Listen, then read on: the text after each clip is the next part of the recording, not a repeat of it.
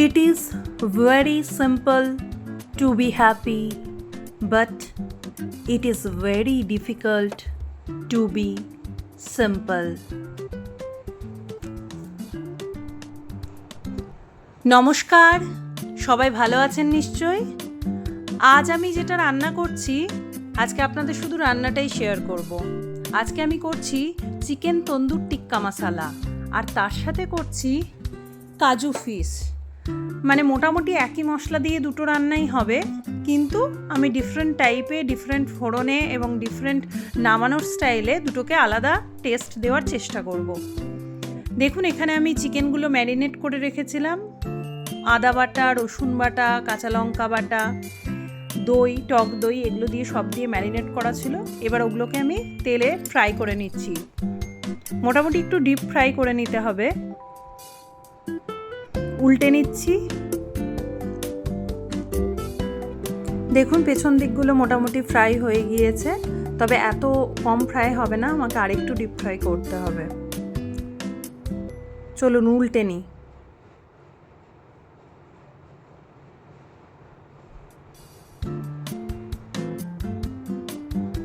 Opposite সাইডটা এবার fry হোক। এদিকে আমি আমার মিক্সির জারে নিয়ে নিয়েছি কাজু, কিছু রসুন, জিঞ্জার পেস্ট, আর নিয়ে নেব এর সাথে অল্প করে টমেটো।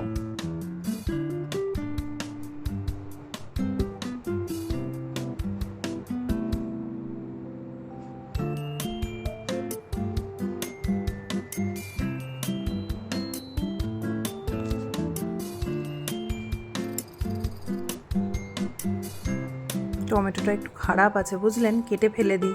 একটু লবণ মিক্স করে নিলাম এর মধ্যে। এবার এটাকে আমি পেস্ট করে নেব। যদিও আমি একটা স্টেপ স্কিপ করেছি, আপনারা করতে পারেন, এই জিনিসটাকে ফ্রাই করে আপনারা পেস্ট করতে পারেন, কিন্তু আমার আজকে সময়টা খুব কম ছিল, তাই জন্য আমি ওই স্টেপটা স্কিপ করেছি। খুব একটা টেস্টের ডিফারেন্ট আসবে না। এদিকে যেটা ম্যারিনেশনের মশলা ছিল, সেই ম্যারিনেশনের মশলাটাও আমি ওই মিক্সিতে অ্যাড করে দিচ্ছি। এদিকে আরেকটা প্যানে আমি একটু তেল চাপিয়ে নিয়েছি, কারণ এদিকে আমি মাছ বানাবো। আমার শাশুড়ি মা, পিসি শাশুড়ি, এরা কেউ মাংস খায় না, তাদের জন্য আমি একটু মাছ বানাবো।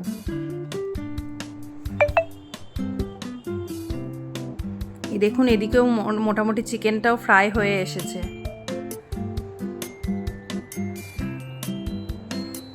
যখন এই একটু ব্রাউন কালারটা চলে আসবে একদিকটা, তখন আমি তুলে নিচ্ছি।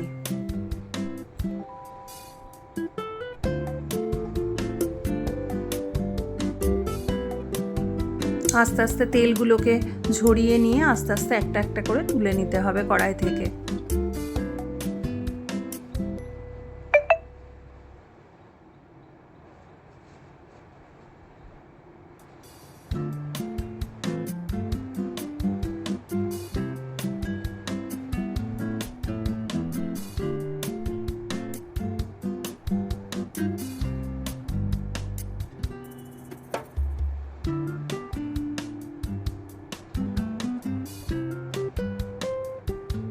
সবগুলো তোলা হয়ে গেছে। এবার তেলের মধ্যে দিয়ে দিলাম একটুখানি বাটার।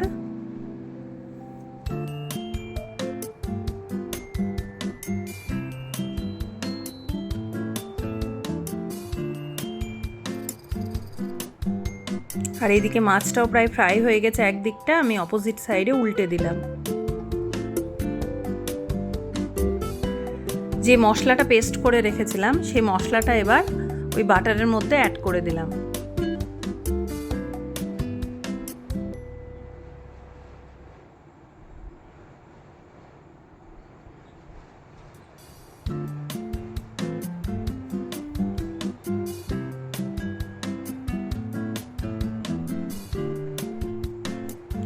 দিয়ে এবার ঢাকা দিয়ে দেবো কিছুক্ষণের জন্য। মোটামুটি ওই মিনিট 5 ঢাকা থাক, তেলটা ছাড়ুক। আর এদিকে মাছটাও ফ্রাই হয়ে গিয়েছে, আমি মাছটা এবার তুলে নেব।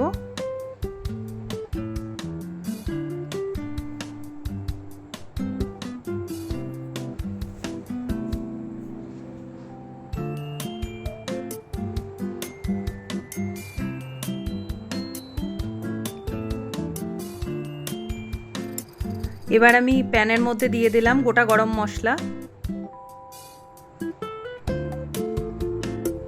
দিয়ে যে পেস্টটি আমি মাংসের জন্য বানিয়েছিলাম সেরকমই একটা পেস্ট, সেম কাজুটা একটু বেশি দিয়ে আমি এটাতে মিক্স করে দিলাম। একটুখানি নেড়ে নিচ্ছি। এদিকে চিকেনের পেস্টটাও যেটা আমি কড়াইয়ে দিয়েছিলাম সেটার মধ্যে চিনি অ্যাড করলাম। একটু বেশি করে চিনি অ্যাড করতে হবে, কারণ এর টেস্টটা একটু ঝাল ঝাল মিষ্টি মিষ্টি হবে।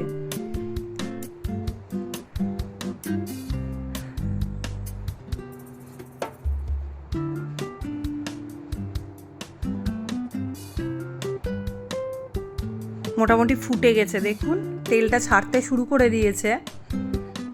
একটু লবণও অ্যাড করে নিলাম। যে যেরকম পরিমাণ লবণ খান সে তার স্বাদ মতো লবণ অ্যাড করে নেবেন। যদিও এটা খুব একটা নোনতা টেস্ট আসে না, একটু ঝাল ঝাল মিষ্টি মিষ্টি টেস্টটা আসে। চলুন এবার ভালো মতো মিক্স করে নিই।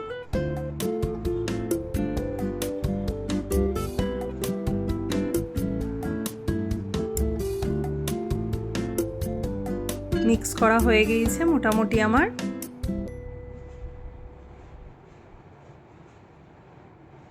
দেখুন কীরমভাবে ফুটছে। এর মধ্যে একটু কাসুরি মেথি আমি অ্যাড করে দিলাম। এবার কাসুরি মেথিটা ভালো করে হাতে গুঁড়ো করে নেবেন, দিয়ে অ্যাড করে দেবেন।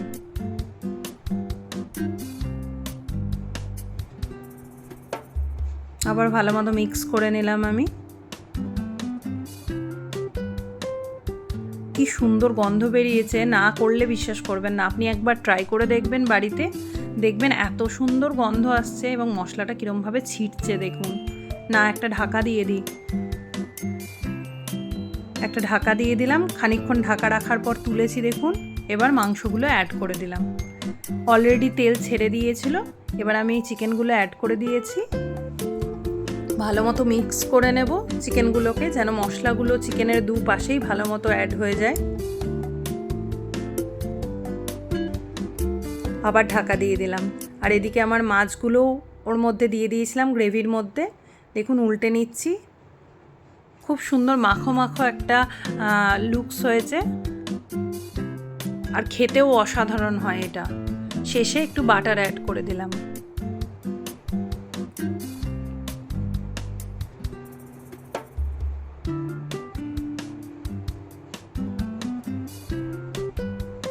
চলুন মোটামুটি আমার মাছ রান্নাটা হয়ে গেল। এবার চিকেনটা নামিয়ে ফেললেই আমার আজকের লাঞ্চ রেডি হয়ে যাবে। এদিকে চিকেনটাও মোটামুটি হয়ে গিয়েছে, গ্রেভিগুলো ঢুকে গিয়েছে চিকেনের মধ্যে। দেখুন অনেকটা থিক হয়ে গিয়েছে।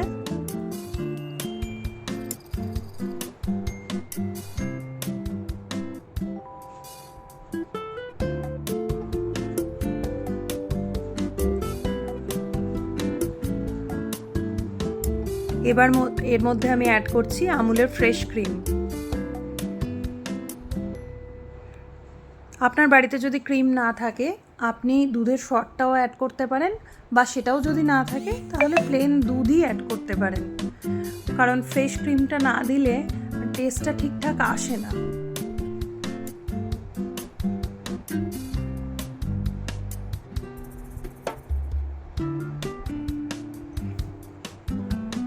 চলুন ভালো মতো অ্যাড করে নিই, ওটাকে মিক্স করে নিই।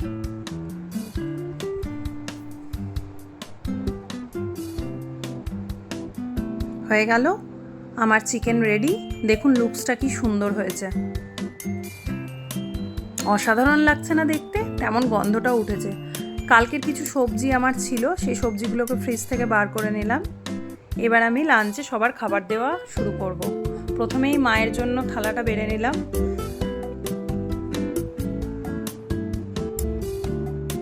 কারণ মা পিসিমণি এরা মাছ মাংস খায় না, তো গতকালের এই সবজিটা ছিল, এটা মাইক্রোওয়েভে গরম করে নিয়েছি। এটা ছিল সোয়াবিন দিয়ে চিংড়ি মাছ দিয়ে একটা সবজি। স্যালাড অ্যাড করে দিলাম, একটু ডাল দিলাম, আর মাছের একটা মাথা দিয়ে দিলাম। মা পিসিমণিদের আগে খাবার দিয়ে তারপরে আমরা খাবারটা বেড়ে নেব। পিসিমণিরটাও রেডি হয়ে গিয়েছে, দিয়ে চলে আসি। এবার আমার মেয়ের খাবারটা রেডি করে নিই, দিয়ে তারপরে আমাদের খাবার রেডি করব। ওকে ম্যাক্সিমাম প্রচণ্ড গরম পড়েছে, তাই দিনের দিকটা দই ভাত দেওয়ারই চেষ্টা করি, রাতের দিকে চিকেন সেদ্ধ করে সেই ভাতটাই দিই।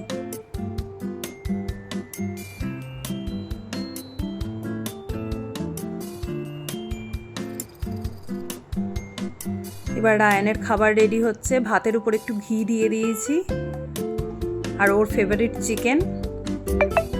চিকেন টিক্কা বাটার মশলা, ওর প্রচণ্ড প্রিয় খাবার।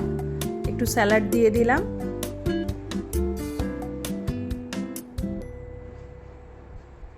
চলুন, ওকে দিয়ে এসছি, এবার ওর পাপারটা বেড়ে নিই, তারপরে আমি আমার খাবার নিয়ে বসে পড়বো।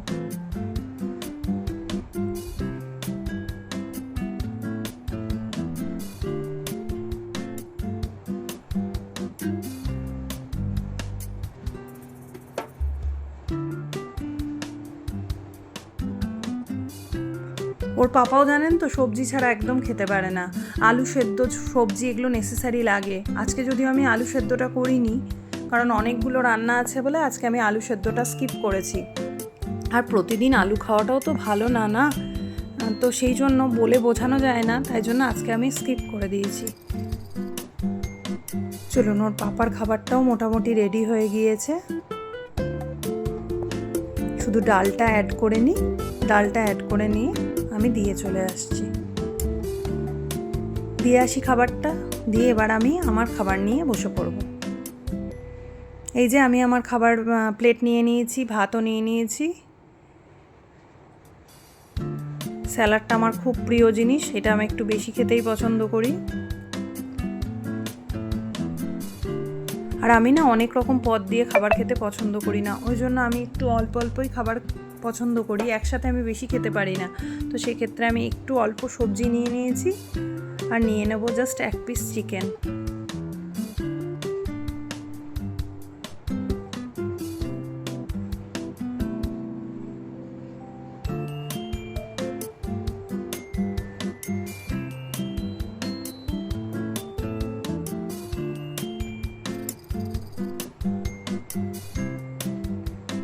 চলুন, এবার আমি লাঞ্চটা সেরে ফেলি। আপনারা সবাই ভালো থাকবেন, সুস্থ থাকবেন, অনেক অনেক আনন্দে কাটাবেন।